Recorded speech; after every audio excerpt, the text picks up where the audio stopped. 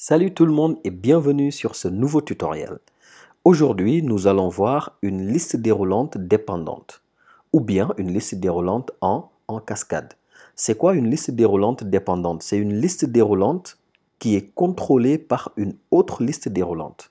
C'est-à-dire que les valeurs que va contenir cette liste déroulante dépendent de la valeur mère sélectionnée dans l'autre liste. C'est ce qu'on va voir aujourd'hui. Donc pour ce faire, j'ai choisi un tableau que nous avons déjà vu dans l'autre vidéo, dans la vidéo précédente. Sur ce tableau, nous avons toujours les mêmes services. Service qualité, marketing et comptabilité. Nom et prénom, contact. Maintenant, la source va changer. Dans la source, nous aurons les services dans une colonne. D'accord? Nous aurons ici les services qualité et les personnes qui travaillent dans le service qualité. Service marketing, pareil, il y aura 3 personnes et comptabilité, nous avons mis 2 personnes. D'accord? C'est juste des exemples. Alors, je vais dans base et je vais faire une liste déroulante simple. Une liste déroulante simple pour faire sortir dans service, dans mon tableau, les différents services qui sont dans la source. Une liste déroulante qu'on a déjà vue, je rappelle.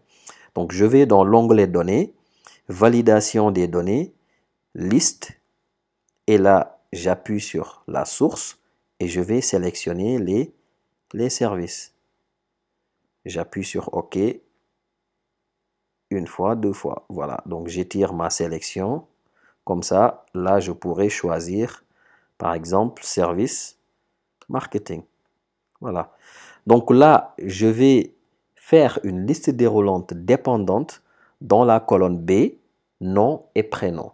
Comme ça, si je choisis marketing, je ne risque pas de faire d'erreur en choisissant par exemple dans service marketing Monique qui travaille dans qualité.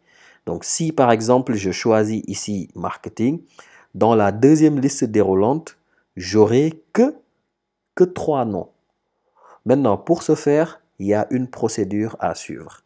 La première chose à faire, après avoir bien sûr créé la source, c'est de faire des tableaux sur chaque colonne que contient ma source. D'accord? Je sélectionne tout ça, je vais dans Insertion et je vais créer un tableau. Jamais oublier de cocher, mon tableau comporte déjà un titre.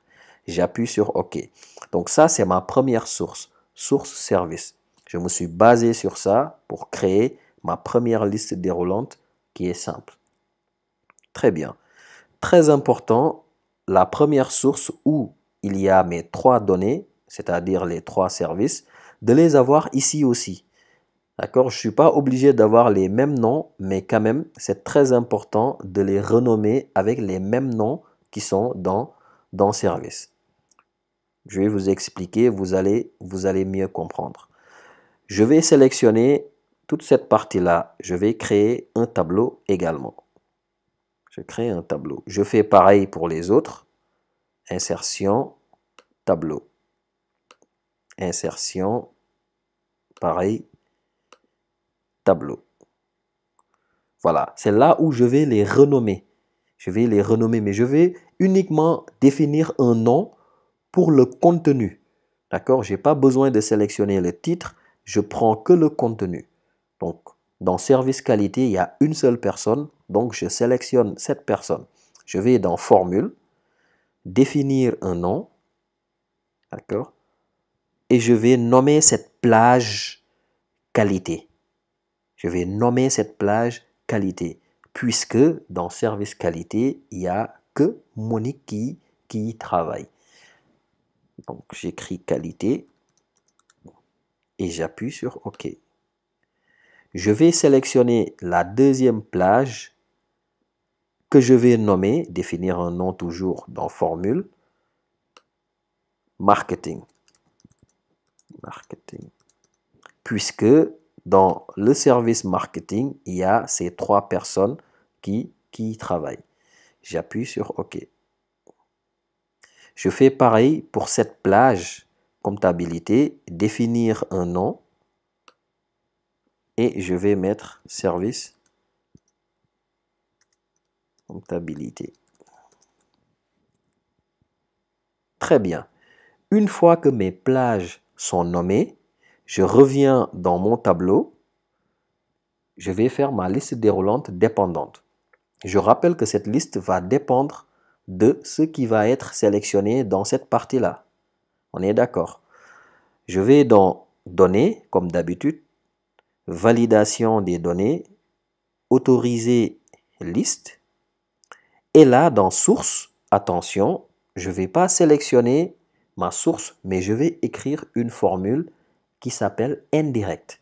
Donc, je mets égal indirect. Indirect. J'ouvre la parenthèse et je vais sélectionner cette partie-là, puisque tout ce que je choisis dans cette partie va influencer en quelque sorte cette partie. Dans service marketing, il y a 3 personnes. Dans service qualité, il y a 1 personne. Dans service comptabilité, il y a 2 personnes. Donc, c'est de manière indirecte ce que je choisis dans la partie, dans la colonne A, d'accord, qui va définir en quelque sorte ce qui sera dans la colonne B. Donc, je sélectionne là. Et là, très important, très important, il faut enlever les dollars parce qu'il ne faut pas figer cette cellule. Donc, je les efface tout simplement. Et aussi, j'ai la possibilité d'écrire la cellule A9. Je ne suis pas obligé de sélectionner ici la cellule. D'accord? Je ferme la parenthèse et j'appuie sur OK. Et là, normalement, je devrais avoir les 3 personnes qui travaillent dans le service marketing. D'accord? Par exemple, ces 3 personnes-là, je peux vérifier, sont là, service marketing. Maintenant, je vais faire un test avec le service qualité, où il n'y a qu'une seule personne qui y travaille. J'appuie sur qualité. Ici, j'ai la possibilité de voir qu'il n'y a que Monique qui y travaille. Je choisis service comptabilité où il n'y a que 2 personnes, par exemple, qui y travaillent. Comptabilité, je viens et là, j'ai effectivement les 2 personnes qui s'affichent. Donc là, il y a moins de risque d'erreur, par exemple, en choisissant la liste déroulante dépendante pour le mettre dans mon tableau. Voilà. Donc, c'était l'astuce d'aujourd'hui. Je vous souhaite une très bonne journée et à bientôt. Au revoir.